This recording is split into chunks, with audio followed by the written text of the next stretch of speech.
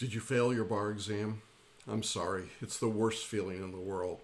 I want you to hang in there though and watch this upcoming video. I'm going to give you 5 things you can do right away that can really turn that result around. So stick around and we'll give you some action items next. I'm Jackson Mumey, the owner and founder of Celebration Bar Review. And for the past 25 years, I've helped thousands of bar takers, people just like you, to make their next bar exam the last bar exam. If you want to know more about how we do that, check out the links on this page after this video. Today we're going to be talking about 5 things that you should be doing if you find yourself in the position where you've failed the bar exam.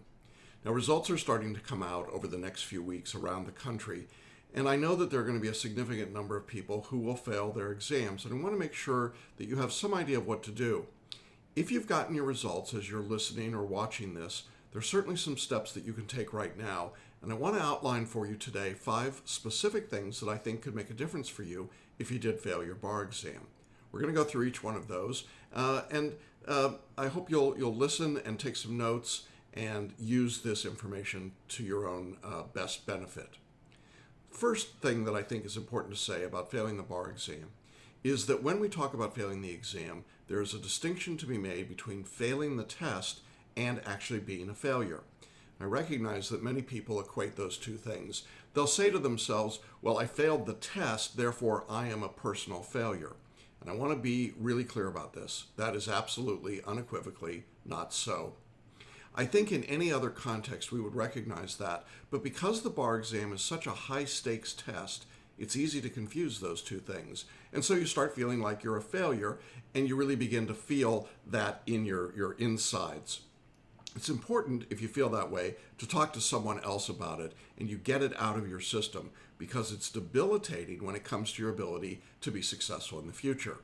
But it can also impact the quality of your life, the quality of your relationships, the quality of your work. And so I just want to overview with that if you failed the bar, what it means is that for a day or 2 days or 3 days, when you sat for a test, you simply did not perform in a way that some third party arbitrarily decided was insufficient or not good enough. It doesn't really mean anything about your personal success or your personal ability. And in point of fact, if you were good enough to get to the bar exam, that is, to get through law school, then you're good enough to pass the bar exam, and you're really a success by most measures in the world. It's just for those specific days you didn't reach the threshold or the bar. Now, with that thought in mind, and I know that's a lot to absorb and take in, but I want to give you 5 strategies for things you should be doing now that you've found out that you failed. And I want to talk about each one of those specific items. The first thing that we want to talk about here is the notion of what to do if you fail, and the first thing you have to do is to grieve it. Now, what I mean by grieving it is that you need to have the ability to just emotionally let go. You have to be able to say, this is really awful, it feels terrible, and you've got to give yourself the opportunity to grieve it and get through that process. For some people, that means really long cries. For other people, it's walks in the wood, maybe somewhere in upstate New York. For some people, it will be screaming and yelling. For other people, it's just getting away from everyone else. Ultimately, though, the goal here is that you understand and begin to recognize that you've just got to let it out. If you hold this feeling inside, you're going to have a real problem. It's going to build up, and ultimately it's going to explode. And the problem is much like this sneeze that I'm about to have one day. It just blows up, and you're like, oh my God, there's that sneeze, and then it's bad. So you want to make sure that you let go of this feeling. It's going to happen, and it's going to happen at an inopportune time and in an inopportune way. So the first thing that I want you to do is give yourself the opportunity, just as you would in any traumatic situation or any bad situation. You've got to be able to grieve what happened. And the truth is we all grieve differently, and there's no one right way to do this. And some people would say, oh, you're just overreacting. Why are you so upset? It's just a test. And yet other people, I think, clearly would recognize what a critical test this is and how much is at stake. And so there's really no one right way or single way that you go through that grief process, but you still have to go through it.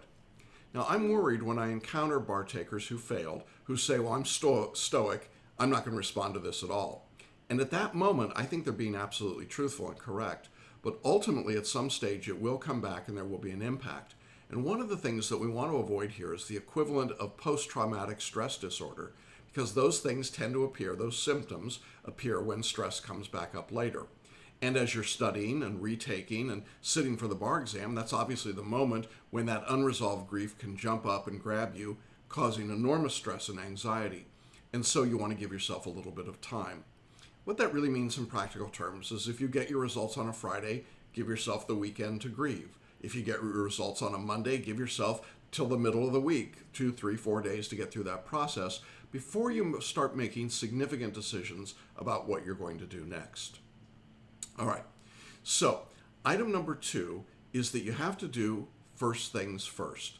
You have to do the things that are necessary because you have to forgive yourself. And so the second step is to forgive yourself. And what I mean by forgiving yourself is really very simple. When you fail the bar, it feels like, as I said at the beginning, a personal failure, like you are a failure. But beyond that, many bar takers, in my experience, start to blame themselves. They start to feel as though they're insufficient in some significant way. For example, I'll hear things like, well, I didn't study hard enough, or I didn't study properly, or I used the wrong bar review, or I studied the wrong materials, or I didn't focus on this part of the exam, or I didn't spot the 8 issues that somebody told me were going to be on the test, whatever it might be. And as a result, we tend to carry those things like burdens, and we carry them with us all the time. The reality of that is that many people end up in a circumstance in which they literally can't figure out what to do next, and they're stuck. So this second step is critically important. You need to forgive yourself. You have to let go of whatever happened, whether it was right or wrong, or whether you think that worked or didn't work. You need to let go of it. You need to forgive the errors that you might have made. Maybe they were errors, but maybe not. It's okay either way. The danger of not forgiving yourself is that there's a tendency then to become defensive about what you did, to say in effect, well, I'm not going to forgive myself, so I'm going to claim that everything I did was right and perfect, and therefore my result, my failure, was everyone else's fault. We call that the blame game. It's very dangerous to do that. And I want to encourage you that if you get a failing result, be kind to yourself. Be gentle with yourself as you go through. Remember, step number 1 was the grieving process. But you also have to recognize that the tendency in step 2 will be to blame yourself along with a lot of other people or entities. You'll blame the bar examiners, you'll blame your law school, you'll blame the American Bar Association, you'll blame your bar review, you'll blame me, whatever it might be. But the reality is that all of that is really just covering for blaming yourself at a deeper level. And so if you don't forgive yourself, it's impossible to move forward. And when I see people who are really stuck in that ongoing rut where they keep doing the same things over and over again, one of the reasons for that is that they haven't forgiven themselves. They're literally wallowing in the same sense of despair and self-loathing and unhappiness with what they did. Did you do everything right? Well, probably not, but it doesn't mean you did everything wrong either. And I think it's really important that you give yourself a little bit of chance of time to go through that process. Get over it. You know, I suppose lapsed Catholics really appreciate this, but the idea of going to confession, to confess your sins, you get over it, you forgive yourself, you accept the forgiveness, and you move on. That's analogous to what we're talking about here. So item number 2 is to forgive yourself. Item number 1, go ahead and grieve the process. Number 3 in our list, so I suppose is probably for those of you that are a bit more rational and stoic. And number 3, steps that we want to do is to do a non-emotional evaluation of what really happened. Now, what do I mean by this? This non-emotional evaluation simply is an opportunity or an exercise in which you sit down with a piece of paper and a pen or your digital device, whatever it might be, and you make a list of things that went well for you as you studied and took the bar, and the things that did not go well. Now, if you've been in any of my webinars or watched my materials, you know that I believe and teach what's called the success-based approach to learning, which we find is much more useful than the failure or problem-based approach to learning. What I would recommend here is that you use the success-based approach. You see, no matter what score you received, we would ask the question, why was that bar exam score so high? Now, I know you're saying, wait a minute, Jackson, you've got the wrong video here. I failed. So shouldn't we be asking why it was so low? No, not really.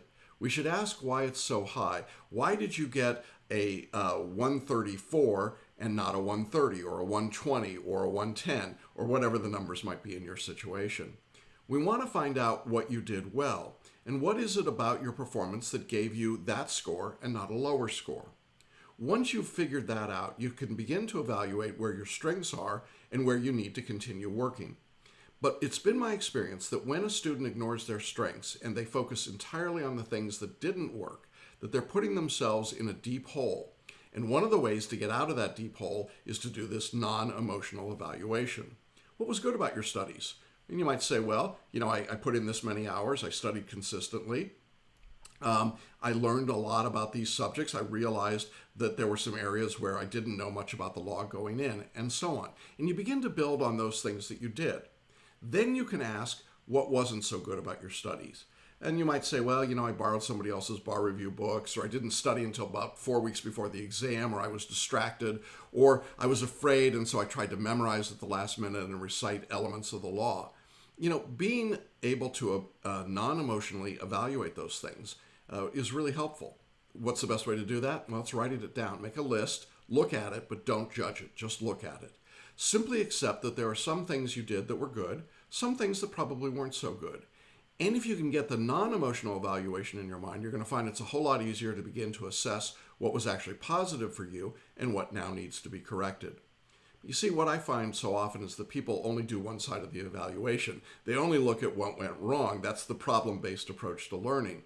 And frankly, I come across a lot of people who come to our course who have taken what I call one of the big box bar reviews, and they failed, and they say, well, here's everything that was wrong. And there's a part of me, and I'm not going to lie, there's a part of me that feels pretty smug about that when I hear that. And I want to say, well, I could have told you all that. But I also know that there were some things, even in the big box bar review, that went right. And the difficulty is that if this particular student is not considering what went right, they're putting themselves in a trap. And I hate to see that happen to anyone. So I want to encourage you to avoid that trap whenever possible. Just make the list and then evaluate it. Now, this list may take you a day or 2 or 3, maybe as you go through that grieving process. And so it's helpful to keep the list with you for a few days and pull it out when you're feeling a little bit less emotional about the results, perhaps when you can talk about them, review them, and not find yourself getting choked up. But then at whatever point that happens for you, look at the list. What was good? What wasn't good? Resolve to work on the things that are strengths to make them better strengths, and then not to focus exclusively on the weaknesses. You want to improve the weaknesses, no doubt about that, but you don't want to focus exclusively on them, and that's why I want you to do this non-emotional list. It's really an easy step. I think in the aftermath of the bar exam, it's easy to feel like everything was wrong, everything was bad. Therefore, I'm no good, I can't do it, I'm bad. We're back up to the very start about you being a failure, and that's the worst thing you can be doing. So that's our third step. It's a non-emotional evaluation. All right. The fourth thing you should be doing if you get into the situation where you find yourself having failed the bar, and it's very simple, but I know it's going to be a tough one for some of you, and here it is. You need to get restarted now. Restart now. Some of you are going to say, well, wait a minute, you told me I needed time to recover. And I mean, yeah, you needed a day or 2, but you don't need a month, you don't need 6 weeks, you don't need 6 months. And I understand that as much as I've talked about grieving and forgiving yourself and doing this non-emotional evaluation, you're going to need a few days to do that. But literally, that's a few days, not a few weeks or a few months. Now, in the beginning of the results cycle, it's easy to have the sense, it's a false sense of luxury that you can take some time before you get restarted. That is a huge mistake. You should begin right away. It's an advantage to you if you're sitting for the bar in a jurisdiction like Florida or some of the early UBE states that get their results out early. Unfortunately, if you're in a jurisdiction like California or Georgia that gets their results out very late, you don't get that luxury at all. But either way, no matter when your results came out, you need to get restarted now. Some people will be saying, when I say that, to themselves, they'll be saying, I really feel like I need to sit out an exam and I need to understand the reasoning behind the test and I need to learn everything. I'm going to wait an exam and come back. Now, sometimes that's a legitimate reason. Someone may say, I'm an accountant. I can't take time away during the particular tax season to take the bar. Or another person would say, I've got significant family requirements, or there's a wedding going on, or a baby coming, or something else that's certainly going to make it difficult, if not impossible, to sit for the next exam. But outside those sorts of unusual externalities, I would say that my advice is to sit for the next bar exam. absolutely take the next exam. So for the next bar exam, you've got the momentum of the studies that you've just done, you have the momentum of the work and what you've learned. I found that the materials, relatively speaking, are going to be fresh in your mind, no matter where you studied or who you studied with. And so it's to your advantage to take the next bar exam. Sometimes people ask, well, is it better to take a July test or a February test because of pass rates? The reality is it makes no difference at all. The test is exactly the same. The pass rates only vary because of who's taking the test. So it's rarely to your advantage to sit out and wait. And really what you're doing, if you think about it, is you're putting the entire bar study process on hold and still like that basket of bad stuff over your head. It's sitting out there over you for a full year from where you are right now. And I think that's a really difficult process for that period of time, to wait to take the exam a year from now and then wait for results after that. And so here we are a year from today, just finding out if you can move on with this significant part of your life. I honestly believe that if you start right after you get your results, you'll have enough time to prepare for the exam, particularly if you're using our course. Practically speaking, you need about 250 to 300 hours. If you're a retaker, it's really on the low end. It's closer to the 250 hours. So most people will have enough time, even if they're getting their results late in the season. In my experience, this is absolutely manageable. And even with those late test result dates, you can still stay at about 20 hours a week of study. So for those of you that have been told or believe that you have to study 3 or 4 or 5 or 600 hours to prepare for the exam, empirically that's not true. It's absolutely not necessary, and you don't need to buy into that approach. There's no real reason behind it.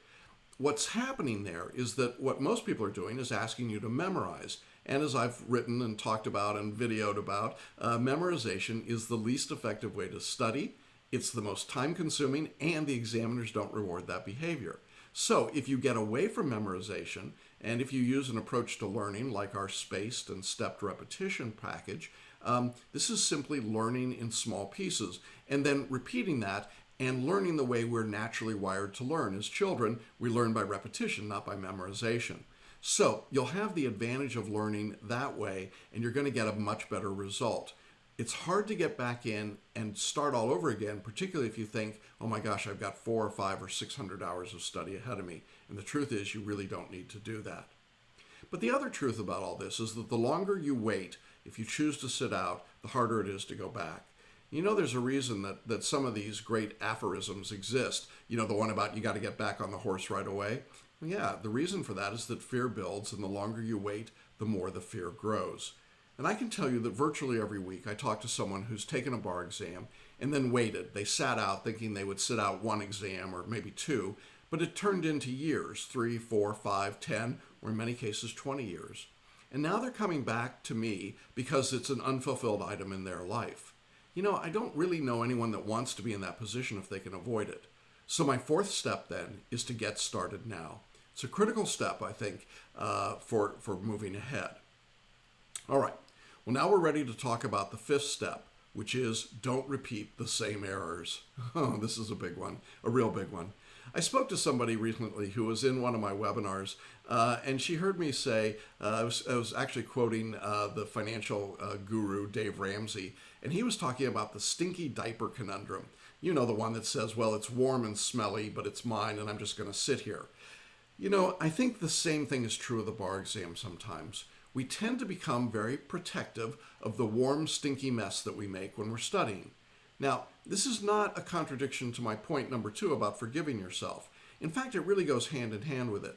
Because if you forgive yourself, what you're doing is giving yourself permission to change what you're doing, to change the approach that you're taking.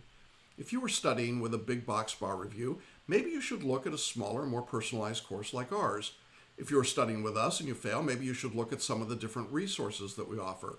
Things like photo reading or personal mentoring or the paraliminal package or the audio meditations. Any of those things that might enhance or help target your studies. Those might be more valuable and it might be more helpful to get more conference time, more personal assistance. Those would all be useful things for you to do. In other words, don't just keep repeating the same process over and over again without changes. And that's the great danger. You're not learning and growing. You know, every time you take the exam, you have the opportunity to learn and grow, even if you fail. If you're trying new things, you'll have a decidedly better chance of being successful than if you simply keep repeating the same process over and over again. So when someone comes to me and says, well, Jackson, I failed the bar exam, and I had failed, let's say, the Cal bar, 3 times. It's not with us. They were taking another course. And for the rest of the conversation, this person who had failed proceeded to tell me all the things that they knew about the bar exam. They were really very thoughtful. They had really obviously put a lot of effort and information into this, but everything they told me was empirically, statistically, and factually wrong. It wasn't alternative facts, it was lack of facts. And no matter how hard I tried to explain to the student that their understanding of the scoring and their understanding of how to study and their understanding of the test and that there were other approaches and that the things they were saying were not correct statements empirically, just I think convinced them even more that they were correct. And in this day and age, this whole idea of alternative facts is really bizarre to me, but I see it even in the bar exam. There are people that just believe things that aren't true. And they were convinced that all they had to do was keep studying the same way and incrementally they would get better. And finally, I said to this particular person, I think if you're going to just keep doing what you've done the last 3 times, you really don't need our course. But more than that, unfortunately, more likely than not, you're going to fail again. And the statistics say that. And you'll keep failing until you do something different. I don't care who you study with, but you've got to do something different, even within the context of what you're doing. And if you simply keep repeating the same process and just trying to study a little more or memorize a little more or issue spot a little more, really what happens is you're going to get about the same result. You see, the bar exam is designed to take the same inputs and return the same output every single time. And the bar examiners are very proud of their ability to do that. And I think for a lot of people, that's really a major intellectual challenge, an emotional challenge as well, because they get stuck on repeat and they just keep churning and churning and churning, doing the same thing over and over again, and the results never change. So one of the things I think you absolutely have to do if you fail the bar, after you've done that non-emotional evaluation in step number 3, is start asking yourself, what can I do differently now? I forgive myself for the mistakes I might have made, but what can I do differently this time? Could I look at taking a different bar review? Or if I want to stay with the same bar review, could I change the level of service? Or could I add features or benefits or programs that might assist me, that might get me through some of the things that are problematic? Can I build on my strengths and do more of those? Do I need to make changes in what I'm doing? Do I need to request accommodations from the bar examiners for some particular reason? Maybe I should look at switching jurisdictions and find a better jurisdiction for me and my skills, or maybe one that's got a lower cut score. Whatever those things are, you should be looking at them. But for goodness sake, don't keep repeating the same process over and over again. Well, those are the things that I think that you need to do after you've gotten a failing result. It's not an easy list. You need to grieve, you need to forgive yourself, you need to do that non-emotional evaluation, you need to get started now, and finally you've got to commit to not making the same errors as you work through your studies now that you did in the past. In my experience, that's the best way to assure that you'll get a different result on the next bar exam when you don't do those things. And I think that if you don't, you're putting yourself at the risk of getting the result that you don't want over and over again. We talk about making the next bar exam your last bar exam. That's not just a slogan or a phrase. It happens by doing these 5 things first. I know it's hard to talk about failing the exam. It's hard to think about it before the results come out, if you're watching this before your results have come out. But I'll tell you, it's really tough after the results come out if you're someone who's failed the test. But if you take to heart what I've said today, I can tell you that it's made a huge difference, and I've worked with people in every exam who've done exactly these 5 things, and they've turned their failing results into passing results. And that's what I want for you. I hope that you'll consider these items, take them to heart, put them to work and to action, and that we'll see your name on the past results in the very near future. Thanks.